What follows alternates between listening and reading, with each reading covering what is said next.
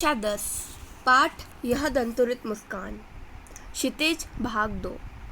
तुम्हारी यह दंतुरित मुस्कान मृतक में भी डाल देगी जान।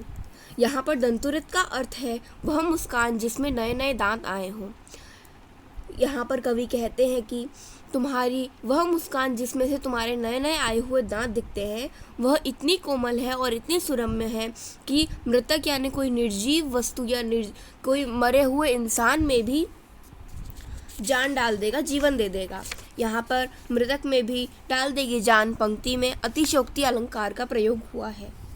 धूली धूसर तुम्हारे ये गात, छोड़कर तालाब मेरी झोपड़ी में खिल रहे जलजात। गात का मतलब होता है अंग और प्रत्यंग।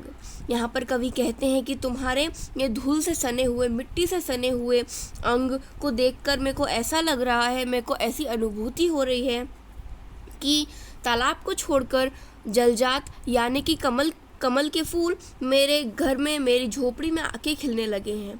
परस पाकर तुम्हारा ही प्राण पिघलकर जल बन गया होगा कठिन पाषाण। परस यानी स्पर्श। तुम्हारा स्पर्श पाकर कोई कठिन पाषाण यानी कठिन पत्थर, कठोर पत्थर भी पिघलकर जल बन जाएगा। तुम्हारी मुस्कान इतनी कोमल है। छू गया तुमसे कि झड़ने लग पड़े शिफालिका के फूल, बांस था कि बबूल।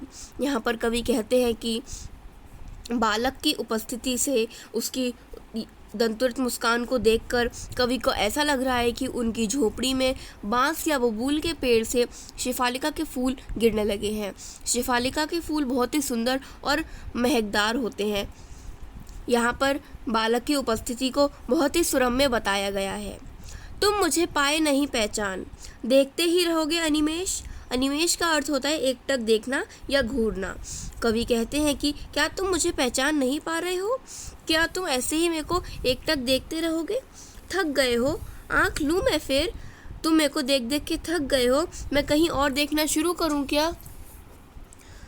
क्या हुआ यदि हो सके परिचित न पहली बार, यदि तुम्हारी माँ न माध्यम बनी होती आज।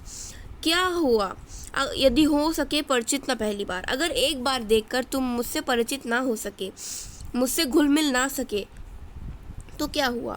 अगर तुम्हारी माँ तुम्हारे पैदा होने का माध्यम ना बनती, मैं न सकता देख, मैं न पाता जान, मैं न तुमको देख सकता, मैं न तुमको जान पाता और ना ही तुम मेरे बारे में कुछ जान पाते। तुम्हारी यह दंतुरित मुस्कान। धन्य तुम, माँ भी तुम्हारी धन्य, चिर प्रवासी मैं इतर मैं अन्य। तुम और तुम्हारी माँ दोनों ही धन्य हैं। चिर प्रवासी मैं इतर यानी मैं दूसरा हूँ, मैं दूर का प्रवासी हूँ, दूसरे जगह से आया हूँ। मैं तुम्हारे लिए एक अन्य हूँ, मैं तुम्हारे लिए एक अनजान व्यक्ति हूँ। इस अतिथि से प्रिय तुम्हारा क्या रहा संपर्क, उंगलियां माँ की कराती रही मधुपर्क यानी पंचामृत चटाना। यहाँ पर कवि कहते हैं कि इस अतिथि से तुम्हारा क्या संपर्क रहा, बालक का क्या संपर्क रहा इस अतिथि से। उंगलियां और माँ की हमेशा पंचामृत चटाती रही यानी खुशियाँ देती रही, ममता देती रही, लेकिन तुम्हारा इस अतिथि से क्या संपर्क रहा? देखते तुम इधर कनखी मार और होती जबकि आंखें चार।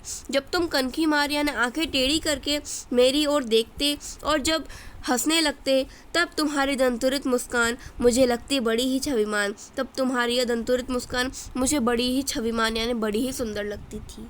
धन्यवाद।